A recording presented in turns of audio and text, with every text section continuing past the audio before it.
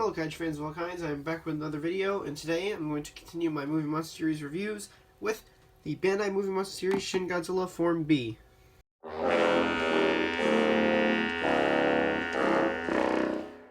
This guy appeared in the movie Shin Godzilla, and it's Godzilla's second form, or some people call it the third form. I consider it the second form though. He evolved into this form from Form A, where this one stood upright. It actually had little arms, because the first one didn't really it almost had arms, but not really. This one actually had the arms. And yeah, this one, it only got like, I don't know, maybe like 30 seconds of screen time, 40 seconds, I don't know. It didn't do too much. It did a little destruction, then it stood there, roared, and then it had to go back in Tokyo Bay because he was overheating. And that was the last time I've seen the movie, so he doesn't do too much in the film, but it's kind of like my least favorite of the forms because he's not as interesting looking as the first form, and he's not as badass as the final form. So yeah, he's all right. But when this design came out, a lot of people were calling it Turkey Godzilla or Turkeyzilla or something like that. He does kind of look like turkey, I guess. But before we actually start reviewing the figure, we're gonna go over the tag. For his tag, it's exactly the same as the other two Shin figures from the line, except it's, different information, and it has a silhouette of the second form in there.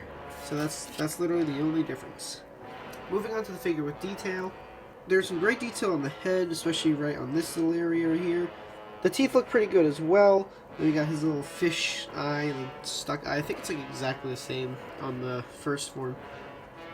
And then his gills, which on this one, they're not as big as on the first form. They kind of like go in a little bit because, he's evolving. Then we go with the spines here. The spines look really good. On this form, it looks a little bit more like traditional Godzilla spines. I mean, then again, Form A's did as well, but these ones are bigger though. And it's also, I think, no, it's not really, it hasn't gotten an extra row from the first form. I think the best detail on this guy is definitely on the body, on the sides here, because we got like his ribs, or not, maybe not ribs, just sort of a detailed look to him there. We got his little arms, his tiny little arms. One's more up than the other. And then his little chest point thing there. Very nicely detailed. He has like a little vein sort of going there. And his legs look really good. Again, another sort of vein going down. His little feet. Same detail on this side, except like I said, the arms actually more up, which I like that. I like how they gave him two separate looking arms, or they're in different motion postures. Going down the tail still looks good. And then at the end here, you can sort of see the face forming in. Yeah, you can sort of see the tail, the weird tail sort of starting to form. You sort of see the face right there. We never really saw it too well in the movie, so it's cool to see it on the figure. But that's a detail, and I actually think on this one, it's actually really good. I think it's probably a little bit better than... Yeah, I mean, the Form A was fine, but I think this one's a little bit better. Moving on to paint job, this form is drastically different from the first one, because, well, the first one was like a light tan. This one's kind of goes, it's like a brownish red for the most part. Brown and reds, a lot of brown and reds. On the face here, you got a little sort of, it's kind of like a very light gray with a little dark gray pupil. I'm pretty sure it's the same eye on the first form. And then for the teeth, they're kind of, the paint on teeth is kind of sloppy, but it's not too bad because they're not individual. Well, they're sort of individually sculpted, not entirely. In the gills, we have sort of a light red. Same with these spines right there. That spine's not painted, but for the spines, that's sort of that light red going all the way down up until here where it just stops. Then on the side here, there's also a bunch of these little red paint splotches all over him, just to replicate his fission or evolution or something. I don't really know. It's just sort of the style. It looks pretty good. Other than that, though, it's pretty much just all this one brown color all throughout the entire rest of the figure. It's not too bad, but I don't know. Could have used a little more of the red, I guess. And also the toenails are not painted. I don't blame him for not painting the fingernails. Those are minuscule, tiny things, but toenails could have been painted. So yeah, it's not too much to go over paint-wise, because, I mean, there's kind of just two colors, and then his eyes. Well, and his teeth. His teeth are like a bony, sort of a bony color. But, I mean, yeah, it looks fine. There's not too much going on with it. I feel like it could have used a little bit more of the red that you see on the side.